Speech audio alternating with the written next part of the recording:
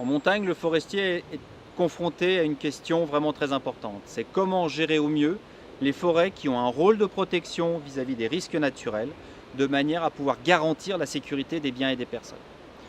Ce problème est effectivement assez important parce que dans un certain nombre de secteurs, nous avons des forêts vieillissantes, c'est-à-dire que les gros arbres occupent tout l'espace. La question qui se pose à lui, c'est comment couper ces arbres de manière à favoriser la croissance de la régénération, c'est-à-dire des jeunes plants, tout en pouvant bloquer les pierres et autres phénomènes naturels qui pourraient se propager le long des versants.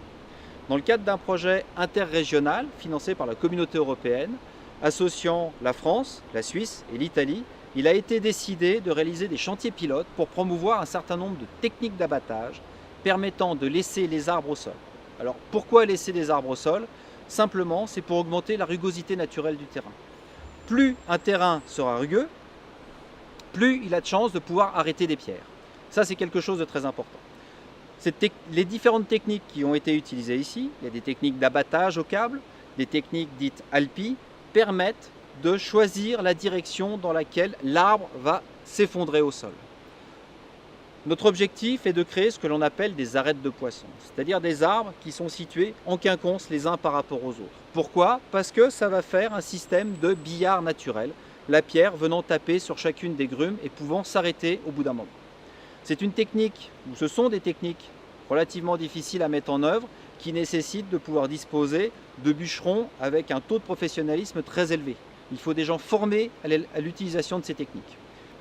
Derrière moi, vous avez un bel exemple de réalisation, un arbre fraîchement abattu qui dans le futur va jouer ce rôle de protection, tout en permettant, étant donné qu'il a été abattu, de laisser la lumière arriver au sol. Et cette lumière, ici, dans cette trouée de régénération, va favoriser le développement des plus jeunes arbres et des jeunes semis, ce qui est très important. Et on espère que d'ici 15 à 20 ans, la jeunesse qui aura pu sortir de ce fourré sera en mesure d'assumer à son tour ce rôle de protection. Les forestiers qui veulent abattre des arbres pour créer un dispositif d'arbres en travers pour retenir les chutes de pierre sont confrontés à la question de l'ancrage des troncs en forêt. En effet, pour que les arbres aient un effet protecteur à long terme, il est important qu'ils soient bien stabilisés dans la pente. La manière la plus efficace et la moins coûteuse d'amarrer les troncs est de faire en sorte que la cime de l'arbre tombe en amont d'un autre arbre et que le pied de l'arbre abattu reste derrière sa propre souche. Des bûcherons autrichiens ont développé une technique d'abattage qui permet à l'arbre de glisser de sa souche et de se stabiliser en amont de celle-ci. Cette technique a été baptisée technique d'abattage ALPI, du nom des deux bûcherons qui l'ont imaginée. Cette technique requiert beaucoup de compétences et doit être réalisée par des professionnels aguerris. Avant d'effectuer l'abattage, le bûcheron analyse scrupuleusement l'état de santé de l'arbre à abattre. Le bois doit être absolument sain. À la moindre suspicion de pourriture, il faut renoncer à la technique ALPI. Pour garantir cette analyse, il est recommandé de recourir à une tarière de Presley qui permet de prélever jusqu'au cœur de l'arbre une carotte de bois. L'analyse visuelle de cet échantillon confirme au bûcheron que l'arbre est en bonne santé. Lorsque le bûcheron a cette confirmation, il fixe le springboard. Le springboard, c'est un espalier en aluminium. Une fois installé, il forme comme une petite plateforme qui va permettre au bûcheron de s'élever et d'effectuer la suite de l'abattage avec davantage de sécurité.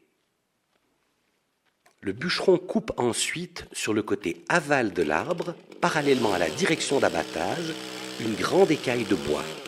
Cette écaille servira d'appui lorsque l'arbre tombera et évitera que son pied bascule à l'aval. L'écaille découpée, le bûcheron effectue l'entaille qui donnera la direction de chute de l'arbre. La particularité de cette entaille est le trait de scie, formant la coupe en oblique de l'entaille.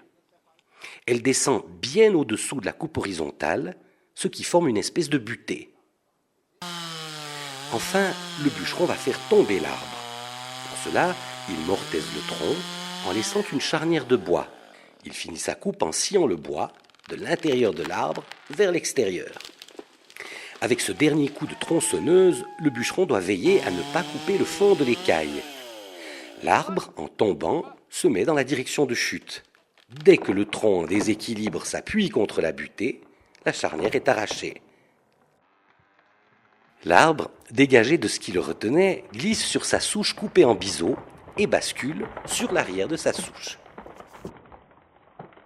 La méthode Alpi est efficace, mais elle exige du professionnel qui la pratique une grande expérience de la coupe, beaucoup d'habileté et un sens aiguisé de l'observation et de la sécurité. Les scientifiques du CEMAGREF de Grenoble, en collaboration avec les forestiers de l'Office national des forêts, ont invité les bûcherons autrichiens à abattre quelques arbres avec la technique Alpi. Ces abattages de démonstration ont été réalisés au Fresnay, dans la vallée de la Maurienne. Les chercheurs désiraient évaluer cette technique de travail dans l'objectif de l'appliquer sur leur centre d'expérimentation. En plus de permettre de bien asseoir l'arbre derrière sa souche, cette technique offre l'avantage de l'écaille qui, en restant attachée à la souche, sert également de protection contre les chutes de pierre.